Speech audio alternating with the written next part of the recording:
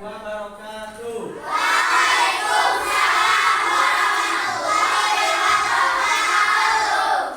Bagaimana kabarnya anak-anak? Alhamdulillah, luar biasa. Allahu Akbar. Baik, alhamdulillah hari ini kita masih diberikan kesehatan dan usia untuk bisa mengikuti belajar di kelas pada hari Jumat ini. Nah, anak-anak, sebelum kita belajar, sebaiknya kita berdoa dulu agar belajar ini diberkahi oleh Allah dan kalian mendapatkan ilmu yang bermanfaat. Siap berdoa? Siap. Baik, Taki silakan pimpin doa.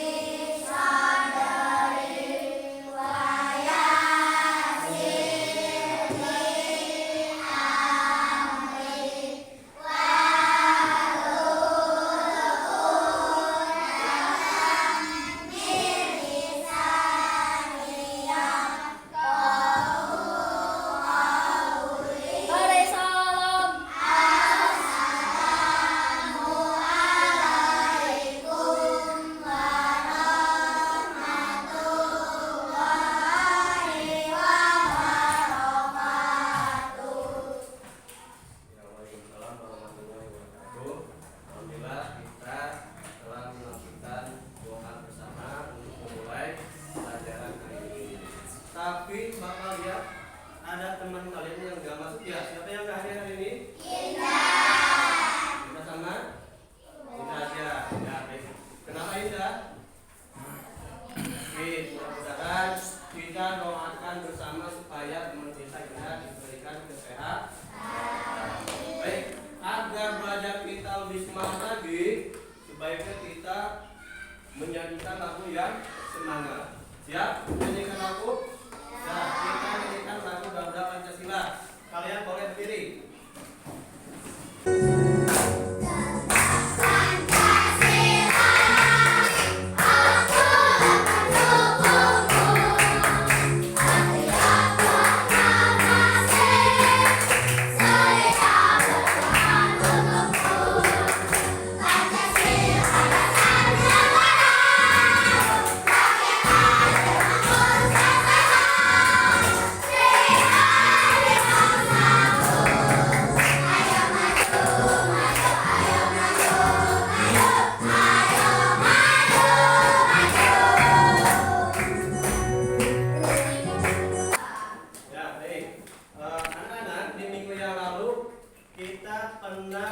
Bapak pernah membahas tentang coding, yaitu tentang apa? Berpikir komputasional. Kalian boleh membuka lagi catatan yang minggu kemarin. Apa sih itu berpikir komputasional itu? Ada yang masih ingat?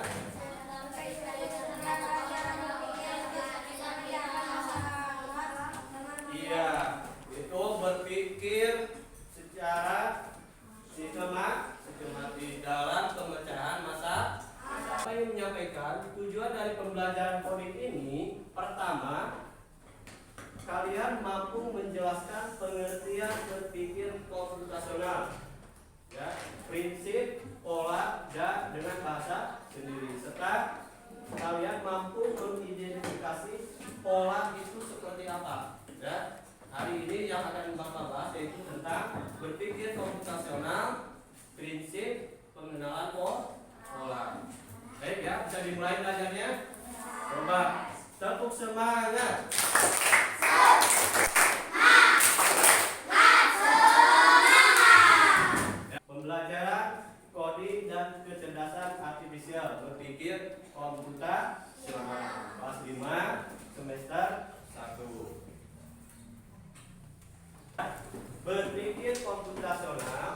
berarti kita harus menjadi robot atau berpikir menggunakan kode-kode rumit. Itu pada dasarnya ya, pada umumnya berpikir komputasional itu kita berpikir seperti komputer. Maka berpikir komputasional adalah suatu metode atau cara berpikir yang memecahkan masalah rumit secara metodik, efisien, dan logis. Mirip dengan cara seorang ilmuwan komputer membuat program. Jadi, berpikir komputasional itu kita memecahkan masalah besar, masalah yang rumit, itu menggunakan metode, ya. Metodenya yaitu nanti ada dekomposisi, ada abstraksi, ada pengenalan pola, dan ada algoritma. Efisien itu agar tidak membuang-buang waktu dan tenaga. Kalau kita sudah memahami hal-hal yang perlu disusun dalam memecahkan masalah. Kemudian logis itu dapat diterima oleh akal, sesuai dengan akal atau sesuai dengan ilmu pengetahuan. Kemudian lanjut lagi.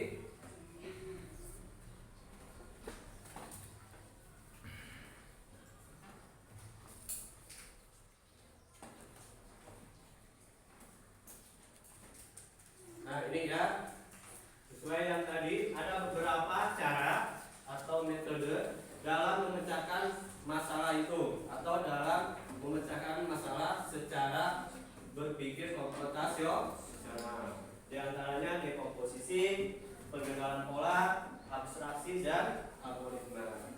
Setelah ini Bapak akan membahas satu persatu. Apa sih itu dekomposisi itu? Apa sih pengenalan pola itu? Apa sih abstraksi itu? Bagaimana sih cara berpikir secara algoritma? Bapak akan bahas ya. Bisa dipahami. Jadi apa itu berpikir komputasional? Coba lihat berpikir. Berpikir komputasional adalah cara berpikir untuk memecahkan masalah dengan langkah-langkah logis. Ya, dengan langkah-langkah logis, dengan langkah-langkah yang bisa diterima oleh akal kita, sehingga pemecahan masalahnya itu tidak mengarang-arang ya, tidak asal-asalan. Oke, lihat lagi ke monitor. Nah ini ya, dekomposisi.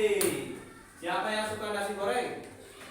Wah, suka ya. Nah, prinsip pertama dalam berpikir komputasional itu ada yang disebut dengan dekomposisi. Apa itu dekomposisi? Dekomposisi adalah proses membagi masalah yang rumit dan besar menjadi bagian-bagian yang lebih kecil dan lebih mudah dikelola. Ya, tujuannya adalah apa? Agar masalah tidak terlihat begitu menakutkan atau rumit, ini masalahnya tidak bisa diselesaikan. Nah, maka harus dipecahkan dulu, harus dipisahkan bagian-bagian kecilnya. Bapak berikan contoh ya. Ini misalnya Raisa disuruh membuat nasi goreng oleh mamanya. Karena Raisa belum pernah membuat nasi goreng, dia berpikir, wah, mama menyuruh saya melakukan sesuatu yang rumit. Padahal tidak demikian. Bagaimana cara menyelesaikannya? Dengan cara dekomposisi atau prinsip dekomposisi. Pertama ya, menyiapkan bahannya. Bahannya untuk nasi goreng itu apa saja? Nasi.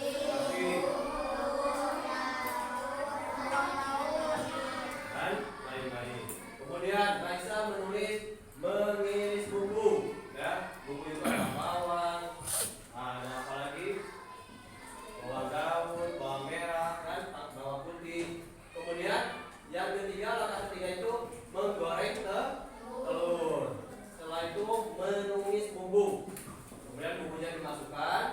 Setelah itu mencampur semua bahan dan memasaknya. Jadi setelah telur, bahannya, kemudian nasinya baru diproses memasak. Ya. Nah, contoh sehari-hari masalah besar membuat nasi goreng ini akan cepat terselesaikan kalau kita mengurutkan masalah-masalah kecilnya, diurut, kemudian kita lakukan.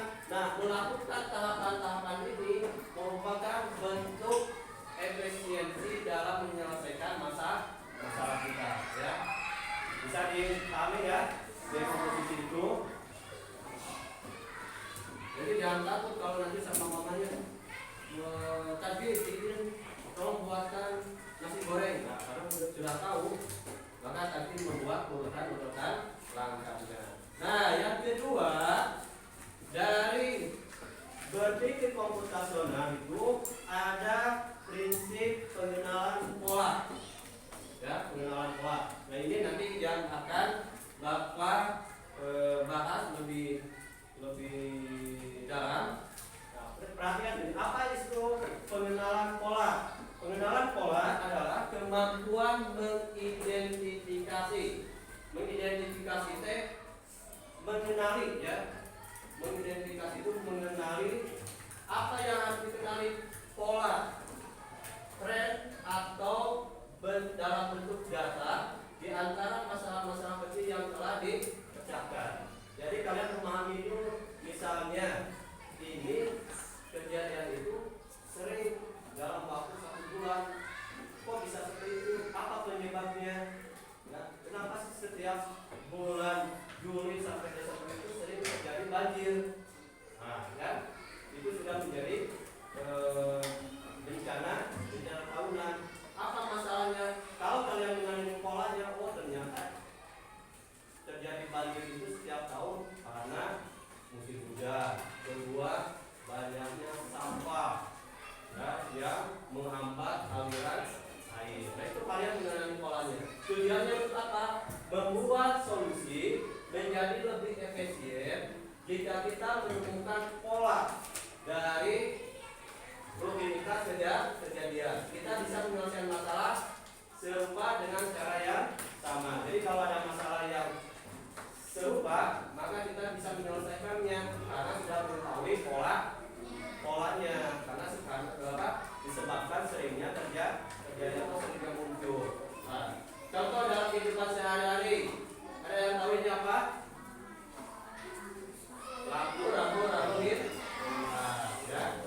Saat kita sedang berkendaraan, kemudian berada di perempatan jalan, selalu ada lampu lintas. Itu di mana-mana pasti ada lampu lintas. Pada umumnya setiap 2 menit itu lampu lintas akan berganti warna, ya.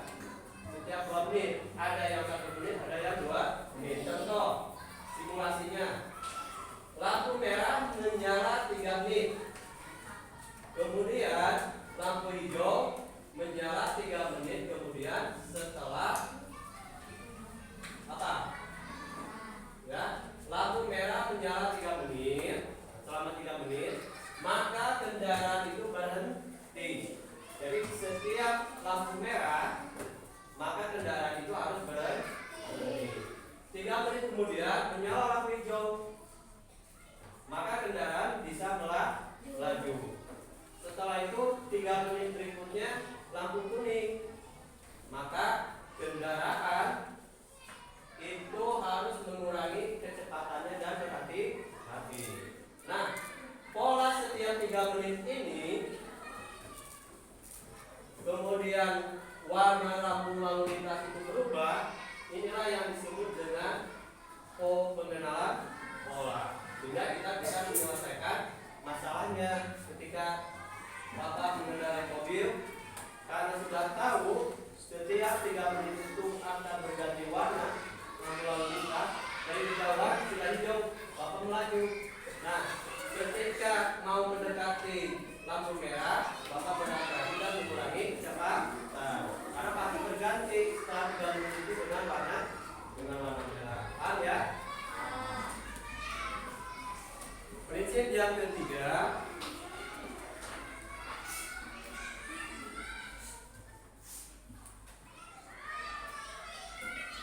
nah ini prinsip yang ketiga adalah abstraksi.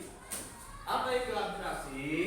Abstraksi adalah cara atau prosedur untuk menghilangkan data yang tidak relevan. Relevan itu tidak nyambung, ya. ya, atau berlebihan dan berkonsentrasi secara eksklusif pada fakta-fakta yang paling krusial. Intinya dalam menyelesaikan masalah dengan prinsip abstraksi, misalnya nih masalah besar. Kemudian di samping masalah besar itu ada masalah-masalah yang sebetulnya tidak berhubungan. Nah, kalian tidak perlu konsentrasi pada hal-hal kecil itu, tapi fokus pada masalahnya agar solusi penyelesaiannya tidak kemana-mana. Ya, fokus aja. Kalau banyak sampah berarti fokus memungut sampah dan membuangnya ke tong sampah. Nah, tujuannya agar apa? Agar kita tidak bingung dengan informasi yang telah berlalu dan bisa fokus pada inti masalahnya. Ya, jadi gini, di lapangan sekolah itu banyak sampah nih, banyak sampah. Ya, itu masalah besarnya. Ada sampah plastik, ada sampah organik. Nah, kalian bagaimana cara menyelesaikan masalah ini secara abstraksi? Kita harus belajar fokus saja, yaitu membersihkan lapangan. Nah, diantaranya yaitu memungut sampah dan membuangnya ke tong sampah. Contoh ya, lihat itu, Bapak memberikan contoh saat mengendarai sepeda. Kita fokus pada cara mengayuh. Siapa yang suka main sepeda? Nah, saat kalian bermain sepeda, kemudian kalian konsentrasikan bagaimana agar sepeda itu bisa melaju, yaitu dengan cara mengayuhnya, menjaga keseimbangan dan memegang rem. Kita tidak perlu memikirkan bagaimana cara kerja detail seperti gimana ya bannya besar tidak, gimana itu gearnya maju ke rantainya. Nah, kalian tidak perlu memikirkan itu. Yang perlu kalian pikirkan tetap saja ini kaki bergerak, bagaimana cara mengayuh, kemudian menjaga keseimbangan supaya tidak jatuh dan memegang rem. Nah, cara kerja seperti itu merupakan prinsip abstraksi dalam menyelesaikan masalah. Berikutnya,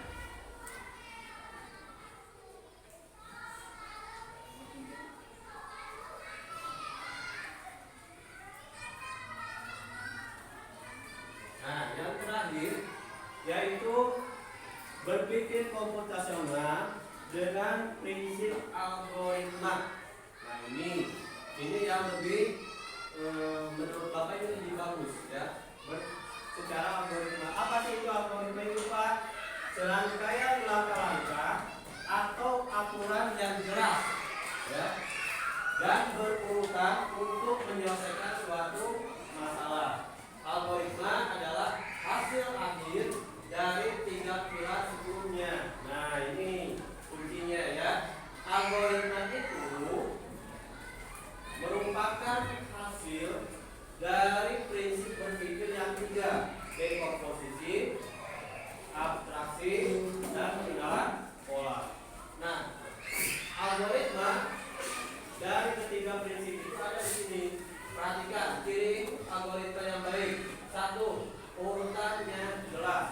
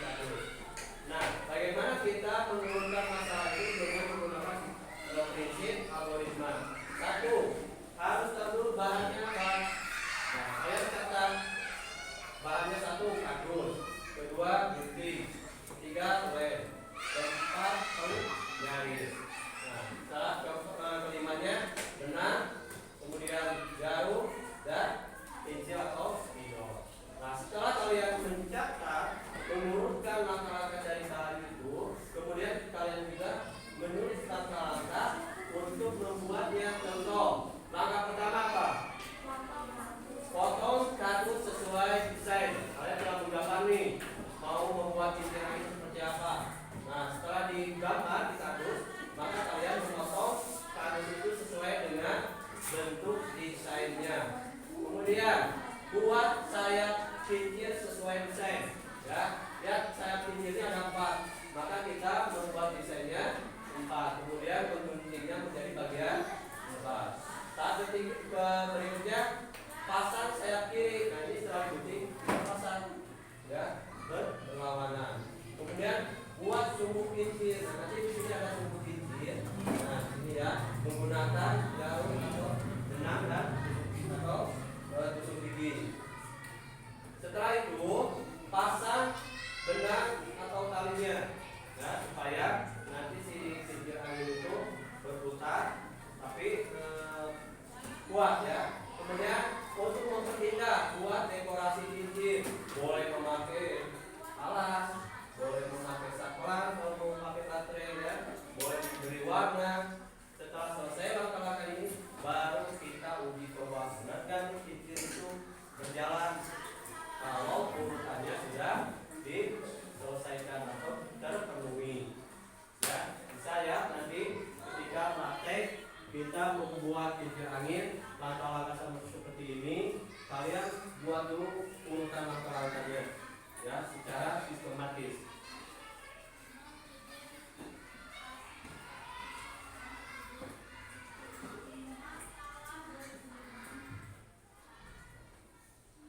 Nah ini ya, ini adalah contoh-contoh dari prinsip berpikir komputasional.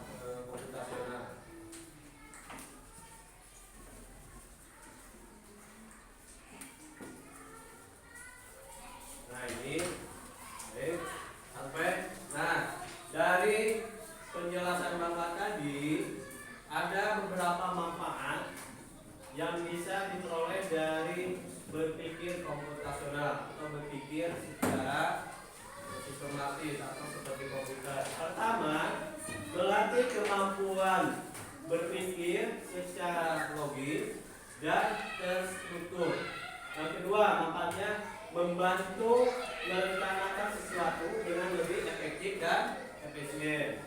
Yang ketiga, membuat menjadi pemecahan masalah yang lebih baik.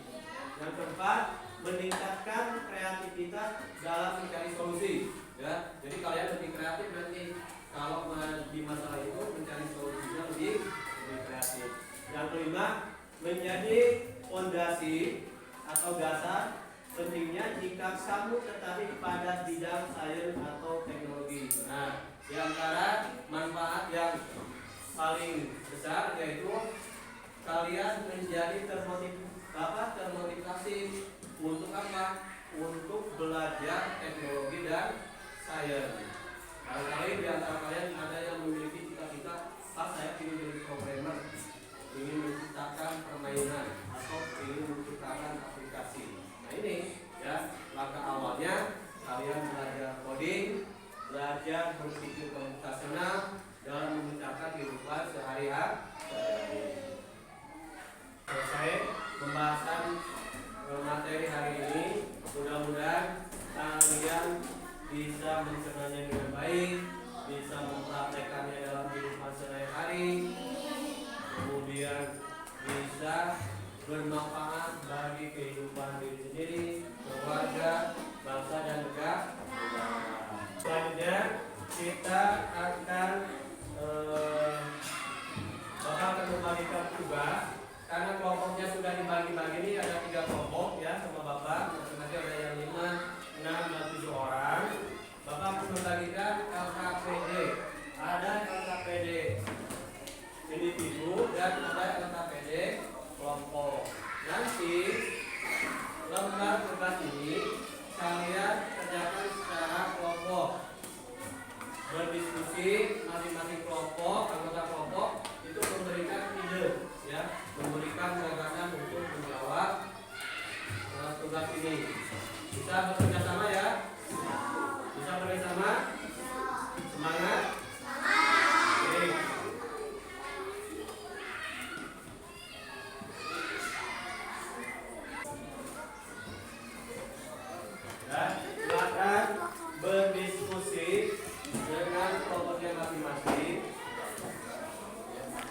perhatikan pola yang ada di gambar itu ya. Perhatikan pola angka yang ada pada gambar itu. Di situ ada deret bilangan, ya. Perhatikan.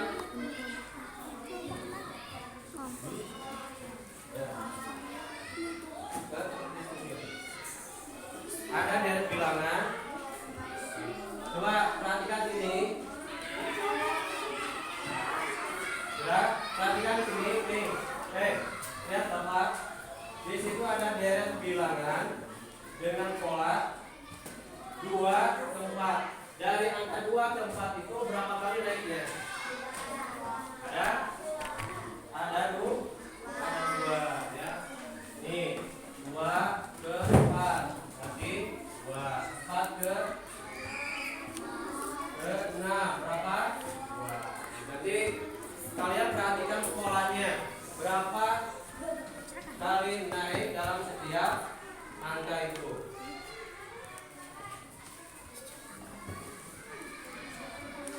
Silakan berdiskusi.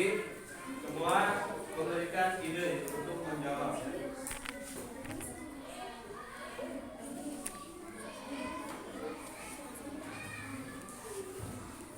Ya, diskusi ya. Ini boleh di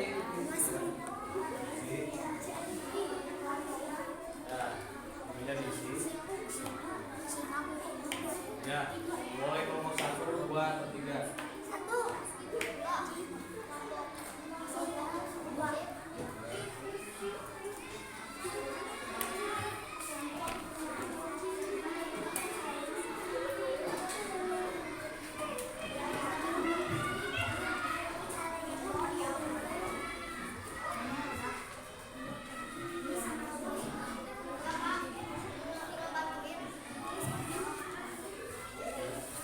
Berdiskusi aja kalian. Ini kan lihat tuh ada pola kan, ini dari 2 ke 4 polanya berapa, di sini tulis. Dari 4 ke 6 polanya berapa. Setelah 6, kalau polanya 22 maka setelah 6 angka. Nah, tulis berikutnya sampai. Sebelum kita menyaksikan presentasi dari hasil kerja kelompok, Bapak ingin mengajak kalian untuk game education dulu ya. Ya, di papan ini ada bilangan deret ya. Nanti kelompok yang Bapak tunjuk ke depan, maka kalian mengisi ya. Kalian boleh amati dulu. Silakan diamati dari pola 1 dan gambar 2 ini, bilangan deret ini. Kalian perhatikan polanya seperti apa ya, pola bilangannya. Gambar ke-1 pola bilangannya berapa, pola kedua bilangannya berapa, sehingga kalian bisa mengisi lingkaran yang kosong ini. Semua bisa? Oke. Kelompok 1 ya, silakan Tazki isi untuk papan ke-1. Perhatikan polanya yang ini ya. Setelah 10 itu angka berapa? Perhatikan polanya ya. 1, 2 ke 3 berapa naiknya? 3 ke 6 berapa? 6 ke 10 berapa? Setelah 10 berarti polanya kembali ke awal. Nah, silakan ditulis. Ya, silakan ditulis saja. Ya, kemudian siapa? Yakir, silakan isi kolom berikutnya. Udah, terima kasih. Yakir, itu yang diisi sama Tajgi bawahnya ini. Kalau angkanya ini, maka angka berikutnya berapa bawahnya? Nah, coba yang Asri ke depan. Kelompok 2 Asri.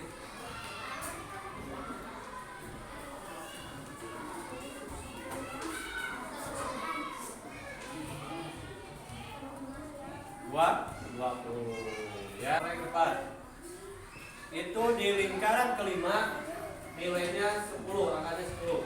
Maka di lingkaran 1, 2, 3, 4 itu berapa?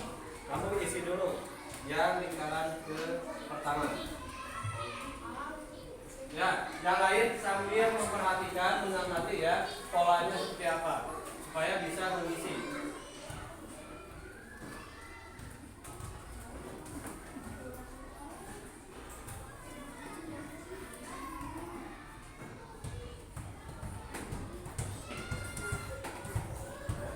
Di lingkaran 5 itu ada 10, maka polanya berapa?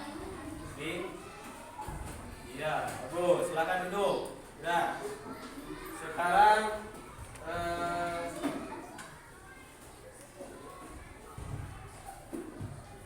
siapa? Nancy ke depan. Nancy. Setelah Nancy, Rafa ya. Setelah Rafa, Julia. Ya.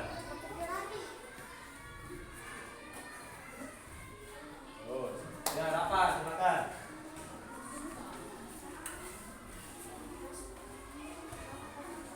Belajar mengamati ya, memahami pola apa yang keluar dari tabel deret ini. Ya, bagus. Setelah Rafa, Julian. Sudah itu Akila dan Adinda. Ya.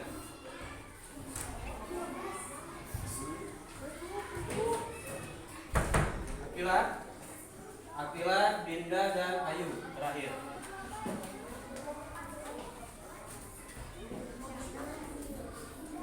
Ya, Dinda.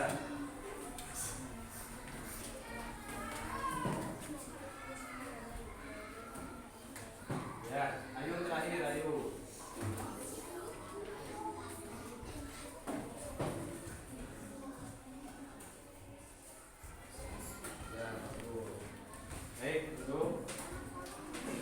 Baik ya, kita lanjut.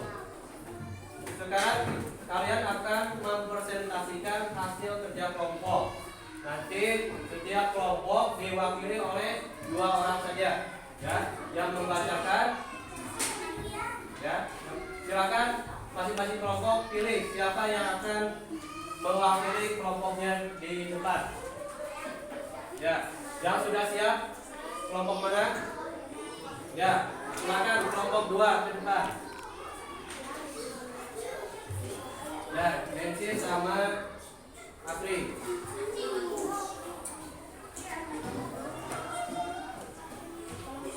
Kelompok yang lain perhatikan ya. Dibacakan. Dari angka PD ini, bagaimana kelompok 2 memecahkan masalahnya? Silakan. Sebelah sini, Neng. Nah, siap ya. Ada ini. Oke. Yang keras suaranya.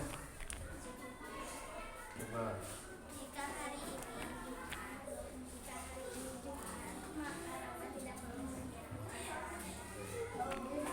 Jadi, bacakan bagaimana menurut kelompok 2. Bacakan. Ya.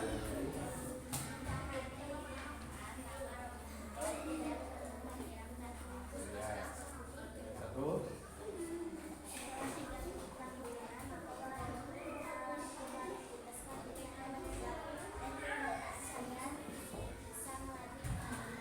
Ya, bagus.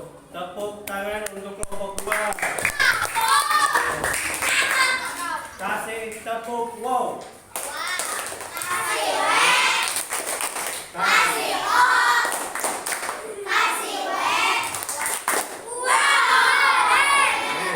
Siapa kelompok mana lagi yang siap sekarang? Kelompok 3. Ya, kelompok 3 ke depan. Siapa yang mewakili? Kelompok 3, ayo. Raisa sama siapa? Sama Akilanya berdua. Ya. Ya, pemecahan masalahnya. Nah, itu ya. Ayo, semangat.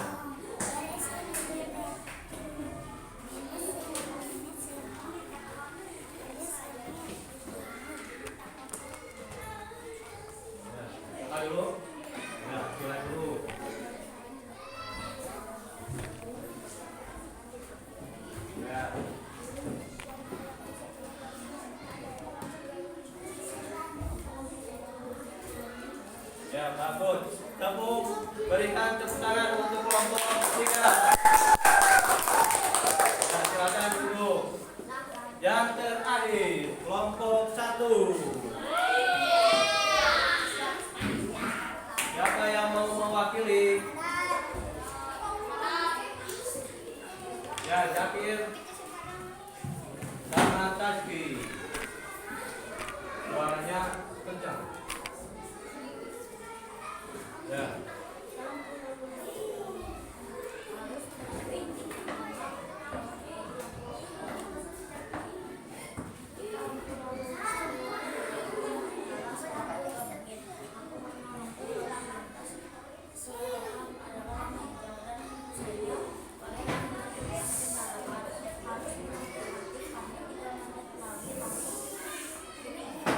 Bagus. Nah, lagi.